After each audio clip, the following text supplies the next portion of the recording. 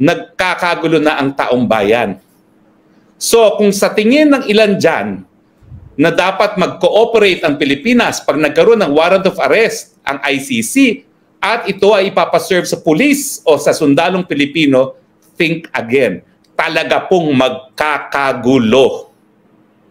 Ayaw ko pong magkagulo, pero wala pong choice yan. Sa dami na nagmamahal kay Presidente Rodrigo Roa Duterte, hindi po papayag yung mga nagmamahal sa kanya na iparesto siya at dalhin sa isang dayuhang bayan.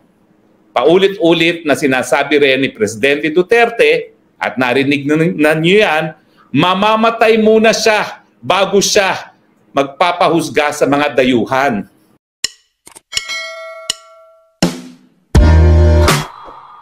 So, ang nagkakagulo na po ay yung nabanggit ko na posibilidad na baka maaresto ang ating Pangulo Duterte. Now, anong reaksyon ng tao? Nagkakagulo na. Walang tigil ang aking telepono. Anong gusto nyong gawin namin? Magpi-people power na ba tayo? Ako naman po, huminahin po tayong lahat ha, kasi hindi pa naman po nangyayari. Pag nangyari po yan, asahan nyo po, ako'y mag-i-spokesawar at ako mananawagan para sa mga Pilipino na manindigan. Pag nangyari po yan, asahan nyo naman ako na ako'y mag-spokesawar dyan. So ngayon, kulang po kayo. Now, bukod dun sa aking 3 sources, na talaga naman pong mga kapanipaniwala yan, no? Bakit pa kayo maghahanap ng source? Nagsalita na yung complainant labang kay Pangulo Duterte, si dating Senador Trillanes. Anong sabi niya? Tapos na ang investigasyon, ang susunod na, lalabas na ang warrant of arrest. Di ba sinabi niya yan? Bakit pa kayo nagdududa na mangyayari yan? Siya ang complainant. Confidential ang proceedings ng ICC, pero hindi nila po pwede baliwalain ang mga complainants. Dahil sila ang complainants. Meron nga doong section sa ICC para dun sa mga victims, no? Kasi talagang progressive po ang progressive dahil nga they respond to the victims, no? Meron talaga opisina that takes care of yung victims, no? Hindi naman biktima si Trillanes, pero siyempre sa kahit ano namang legal proceedings, kinikilala kung sino mga complainant, at complainant yan si Senator Trillanes. So bakit natin pagdududahan siya kung sinasabi niya na palabas na ang warrant of arrest? Pero ang sinasabi ko po, hindi naman ako solely nag-rely kay dating Senador Trillanes. Nagkaroon po ako ng 3 iba't ibang sources na malapit na daw ang arrest. Pero ito po hindi malinaw kung ang warrant of arrest ay galing sa ICC o galing dito sa Pilipinas. Bakit? Ay nasa dyaryo ngayon, yung mag-amang Romualdo na Camiguin, nagsasabi na yung sinabi daw ni Presidente na dapat maghiwalay ang Mindanao, secession. Yung dating tao ni Presidente Duterte, Secretary Anyo at Secretary Galvez, anong sabi nila? We will meet any threat to secede from the Republic with force. Ano ibig sabihin yan? Gagamitan namin ng dahas, poprotektahan namin ng territorial integrity ng Pilipinas.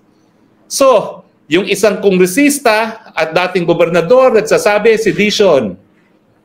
Yung isa nagsasabi, we will meet it with a threat of force.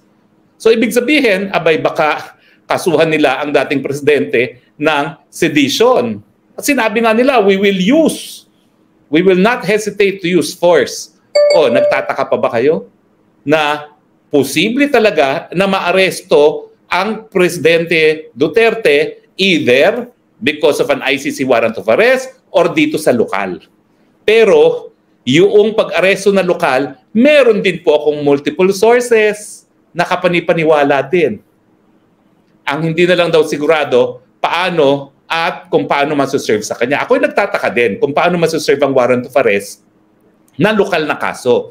Kasi dapat dadaan yan sa PI unless nagkaroon ng tinatawag na inquest proceedings caught in the act. So mahirap po yun na magkaroon ng warrant of arrest dahil caught in the act unless gagamitin nila yung sinabi niya sa television and they will accept that as evidence of being caught in the act na nagkakaroon ng sedition dahil na-broadcast yun. Posible, pero pwedeng questionin. Pero pwede bang mag-issue ng warrant of arrest? Anything is possible. Pwedeng ma-question, mapawalang bisa, but anything is possible. Pero anong mensahe sa mga pangyayari? Posibilidad pa lang, nagkakagulo na ang taong bayan.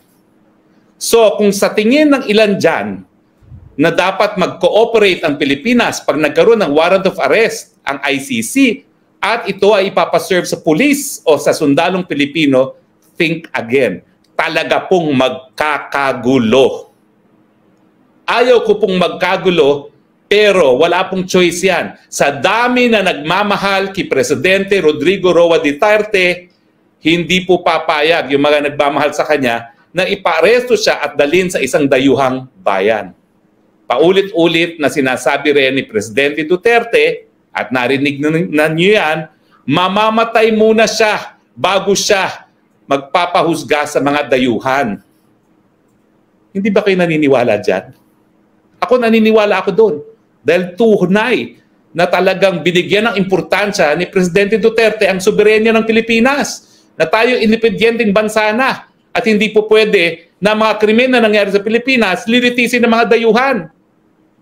So, sa mga nagsasabi, ay fake news, well, unang-una, sa mga panahon po ngayon, wala nang fake news. Anything is possible. Diba? Fake news na gumagamit daw ng pulburon. Fake news na hanggang ngayon naka-fentanyl. Anything is possible now. Dahil history is unfolding. Malalaman po natin sa lalong mabilis na panahon ang katotohanan. Kasi yan ngayon ang hingi ng taong bayan. Ano ang katotohanan? Doon sa warrant of arrest, tignan natin kung ano mangyayari. Sana wala. Sana yung reaksyon ng tao na wala pa, na talagang natataranta ang tao dahil mahal si Presidente Duterte, will make this administration to make the right choice.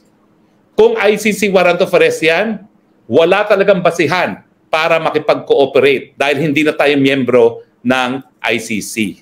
Pag siya'y inaresto, miski hindi na tayo miyembro, ang remedyo, habeas corpus na po yan dahil illegal arrest na yan. Dahil hindi na tayo miyembro, wala na tayong obligasyon na makipagtulungan. Pag siya naman inaresto dahil sa sedition, well, kinakailangan dumaan muna yan sa preliminary investigation. So illegal din yung pagkaka-aresto. Ang mensahe ng taong bayan na ngayon pa lang, balita pa lang na may posibilidad, nagkakagulo na, natataranta na, huwag niyong gawin. Sasabog po yan, parang social volcano. So imbis na kayo ay mag-deny na mag-deny, tignan nyo anong reaction ng taong bayan.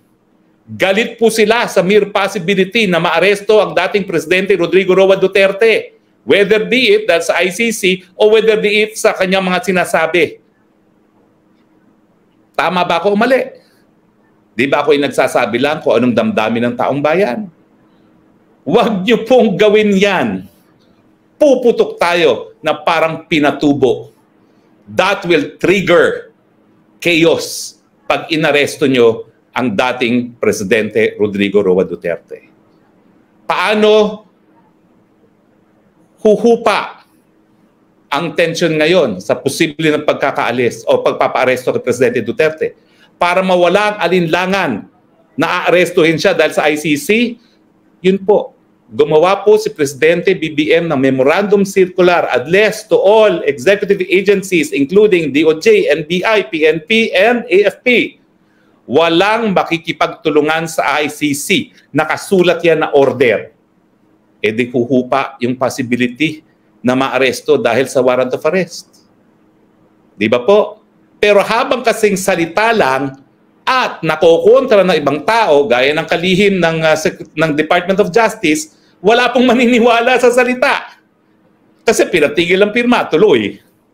Di ba ho? Hindi daw kailangan ng amendments ng economic provisions, tuloy pa rin. Ano nangyari? Akala nila may kasunduan na sila. Ayun, gera na naman ang Senado at ang Kamara de Representante. Parang wala pong ibig sabihin ng salita sa bayang ito. Dapat isulat dahil pati ang husgado will be guided kung anong nakasulat. Yan po ang dahilan. Kaya kapag ikaw nag-file ng certiorari, kinakailangan may certified true copy. Bakit ayaw isulat?